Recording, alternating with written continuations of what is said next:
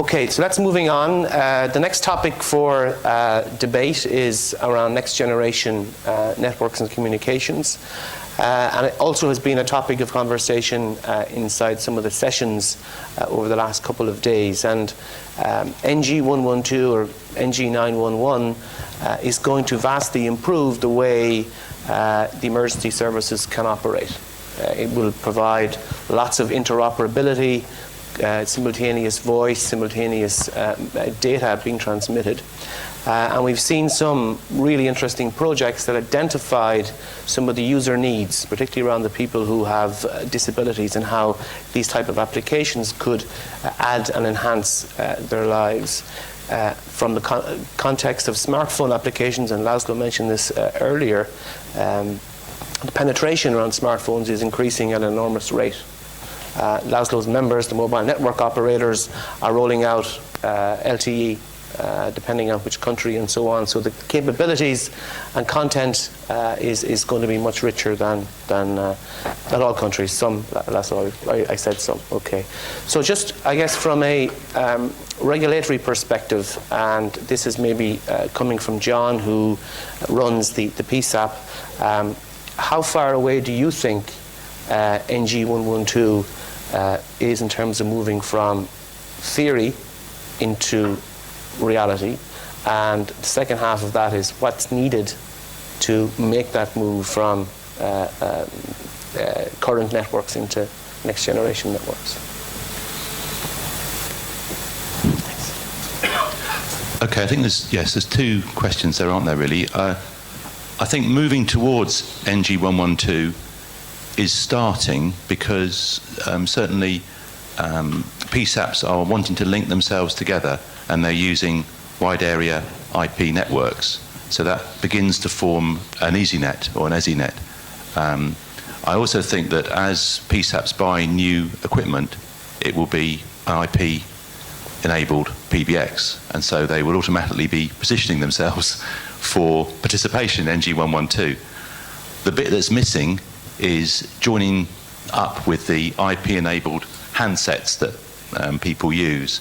And what's needed, again, in my own environment in the UK, is for a UK government to say that there are benefits from moving to a multimedia approach to handling emergency calls, and the extra information that you can gain as an ambulance service or a police service will help the emergency calls. And at the moment, there is no thinking going on about that in the UK, or very little. So I see it as being 5 years, maybe longer, before we have a fully enabled NG112. Thank you. Laszlo, in terms of your members and the whole LTE rollout and spectrum refarming and the licenses and the auctions that go along with all of that, that's probably your hot topic. But are your members having the debate inside their own organisations about NG112 and the capabilities that that type of technology can bring to enhance what we talk about here day in, day out, which is 112? Yeah, I mean, for more multimedia content, I don't think you need, especially the 4G. Well, I mean, you can use 3G, but there are also some. I fully agree with the whole topic, as I mentioned. We should use smartphones, mobile apps, and multimedia more, and we all support that. We quite look forward to working together with ENA members on this topic. And as regards 4G, there are certain challenges ahead, in terms of the voice over the 4G networks and other services which are under discussion and being standardized. And I'm quite sure that we should make sure that the 112 is part of that process and take into account when considering the integrity of services on the 4G networks. But it's will come, but probably not tomorrow. And just to go back to specifically the issue itself, or the question itself, are mobile network operators thinking about 112? Is it on their agenda? It's on the agenda. The next generation 112 are, well, I have to admit that's not on the not the most debated topic. issues, hot topic, yeah. as you can imagine. When it's about how you manage the basic voice service on a 4G network, then Sure. but it's important that I then take the message to make sure that this is taken into account and try to inject in the debate via the GSMA. Raid, from a user's perspective, what difference will NG112 and the whole IP connection mean to the ambulance services and the hospital care? We talked about telemedicine yesterday. What difference is that going to make to the citizen and to the practitioners? I think it will make the access much faster, and it will integrate all what we have from this point of view.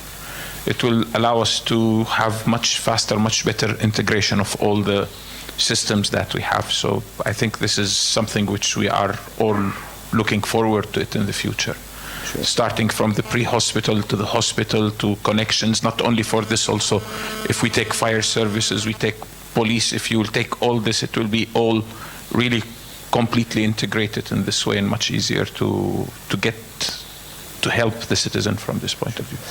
Gula, last question on this topic to you, and it's maybe a little bit expected, or you know what's going to be asked, but from the Commission's perspective, are the current directives or the current standards out there sufficient to allow, as John said, that bridge between current and NG, and if it's going to take 5 years, then are the Commission working on amending the directive or the access directive or the framework directive that enables that